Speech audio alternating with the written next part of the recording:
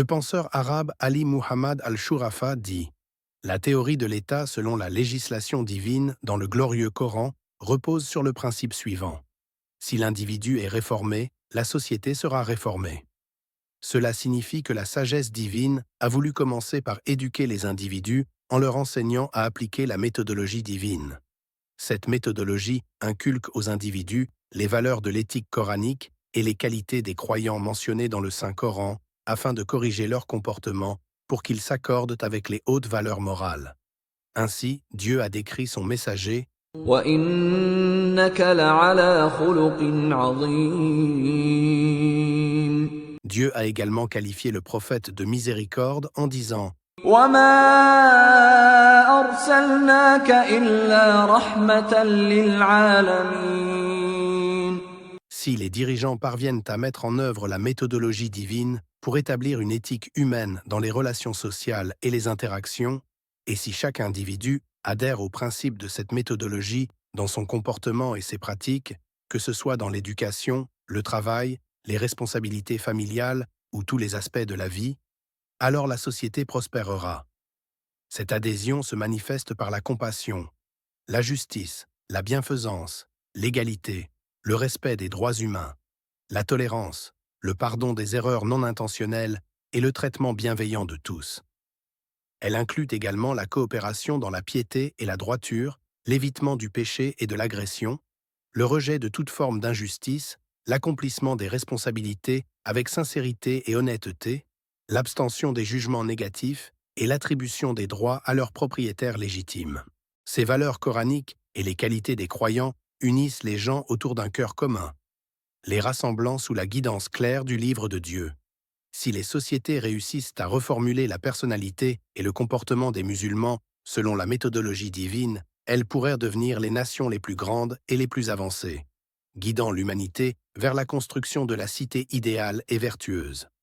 De ces individus éduqués et formés à cette méthodologie divine émergeront des communautés, des peuples et des États.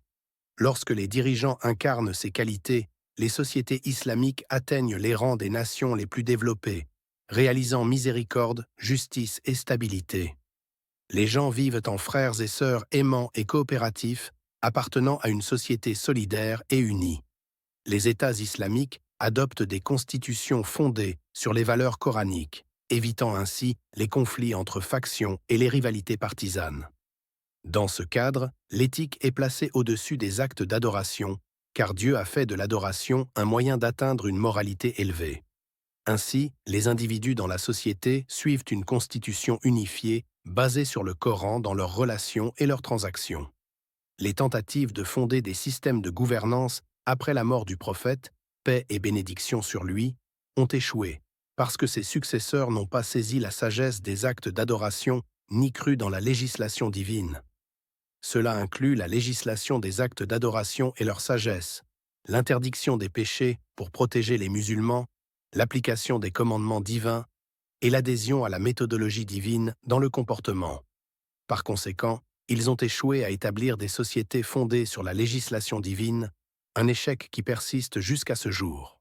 Les ennemis de l'islam ont trompé les musulmans avec des narrations fabriquées, attribuées aux prophètes, les détournant de la constitution divine.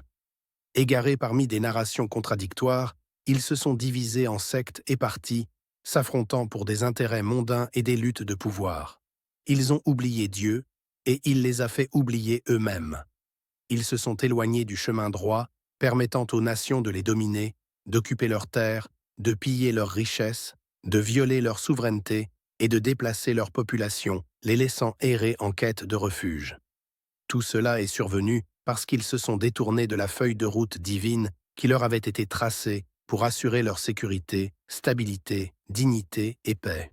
Malheureusement, les premiers musulmans ont échoué à établir un système de gouvernance fondé sur les valeurs de miséricorde, de justice, de liberté et de respect des droits humains, comme Dieu leur avait ordonné. Après avoir embrassé l'islam, ils ont été invités à suivre son livre. اتبعوا ما أنزل إليكم من ربكم ولا تتبعوا من دونه أولياء Pourtant, ils ont désobéi à Dieu, suivi les ennemis de la vérité et éteint la lumière qui aurait illuminé leur chemin vers une vie bonne, sûre, stable et juste. Aujourd'hui encore, ils restent plongés dans l'obscurité, accablés par des crises et des défis en raison de leur abandon du livre de Dieu. S'ils avaient en suivi les lois et la méthodologie divine, ils seraient en sortis des ténèbres vers la lumière. L'individu est la pierre angulaire de la société. Lorsqu'il est élevé selon la méthodologie éthique divine et des valeurs nobles, la société peut établir une communauté fondée sur la miséricorde et la justice. De tels individus émergent des dirigeants dévoués à servir leur nation sans arrogance ni orgueil. Tout le monde participe à tracer l'avenir par le biais de consultations et de transparence, visant à construire une patrie qui garantit la solidarité entre tous les citoyens et sert le bien commun.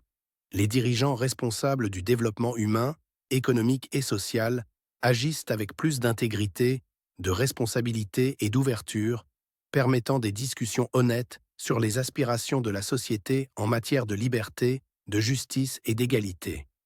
Par exemple, si un agriculteur choisit les meilleures semences, les protège des nuisibles et leur fournit des engrais appropriés, les récoltes obtenues seront de la plus haute qualité, générant des rendements financiers exceptionnels. De la même manière, élever les individus avec soin dans une société produit des résultats positifs, accomplissant des plans de développement et améliorant les conditions de vie dans une atmosphère de tranquillité, de stabilité, de progrès et de prospérité. Dieu appelle chacun à coopérer dans la piété et la droiture. Lorsque cette coopération n'est pas réalisée, des catastrophes et des crises surgissent, perturbant les systèmes sociaux et conduisant à l'effondrement des États. L'histoire a été témoin de la disparition de nombreuses nations en raison de la corruption, de l'oppression et de la tyrannie. Ces nations se sont éteintes, ne laissant que des vestiges derrière elles.